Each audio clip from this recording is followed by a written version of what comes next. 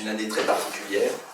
On est dans une année très particulière parce que nous suivons une fin d'année 2015 tragique et que plus rien ne peut être comme avant. Plus rien ne peut être comme avant. Et le grand paradoxe de ce début d'année 2016, c'est la gravité de la situation et en même temps l'absence de réponse franchement à la hauteur des événements. Moi, ce qui me frappe le plus, c'est à quel point notre pays est rentré dans une crise nerveuse à l'occasion de cette déchéance de nationalité, qui est qu'un des petits éléments d'un plan d'ensemble qu'avait annoncé le président de la République au Congrès, et que cette déchéance de nationalité agit comme une folie sur la classe politique, médiatique, alors qu'elle existe d'ailleurs déjà dans la loi, et qu'il ne s'agit que de la constitutionnaliser. Plus gravement, si l'on regarde la situation, on s'aperçoit que face à Daesh, l'État islamique, on n'est pas vraiment passé, comme on le souhaitait tous, des paroles aux actes. Or, on ne gagne pas une guerre à moitié. On est vainqueur ou on est vaincu. Et ce qui m'inquiète énormément, c'est cette incapacité de la société française, cette incapacité du pouvoir politique à mettre en œuvre les mesures qui s'imposent. Les mesures qui s'imposent avec Anne Wassel d'ailleurs, quand on a été voir le président de la République au lendemain des attentats, elles sont évidentes.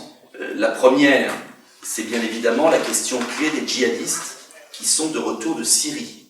Je n'arrive pas à avoir du gouvernement les éléments précis sur les 250 djihadistes que le gouvernement a annoncés, qui sont revenus de Syrie, qui ont participé à des actions graves là-bas. Sont-ils en liberté? Sont-ils poursuivis? Les déclarations des ministres sont confuses. Et donc, nous, à Debout la France, nous avons une position claire. Si on n'arrête pas ces 250 djihadistes et si on ne les éloigne pas sur un territoire lointain, on n'aura pas fait le travail nécessaire de prévention pour éviter d'autres attentats. J'ajoute que le contrôle des frontières reste sporadique, on le sait tous, et on a été à plusieurs frontières ensemble pendant la campagne des régionales. J'ajoute que nos prisons n'isolent toujours pas les djihadistes. Nous avons visité avec Julien Châtel pendant les régionales la prison de Villepinte, et il faut voir pour le croire, la prison où il y avait Koulibaly, il faut voir pour le croire les prisonniers se promener librement dans la prison en l'absence de surveillants, et des djihadistes radicaux, dangereux, qui sont mêlés à des courtes peines. Donc l'isolement des djihadistes n'est pas fait dans nos prisons. Je pourrais parler du matériel pour les forces de l'ordre qu'ils n'ont toujours pas. Je pourrais parler en matière de politique étrangère, et je me réjouis que François Fillon l'ait dit ce matin, que la politique de l'Union européenne et donc de la France, qui est muette sur ce sujet vis-à-vis de la Turquie, est d'une gravité incroyable, puisqu'on va donner 3 milliards d'euros à un pays qui achète le pétrole de Daesh en contrebande. Enfin, la politique étrangère à l'égard de la Libye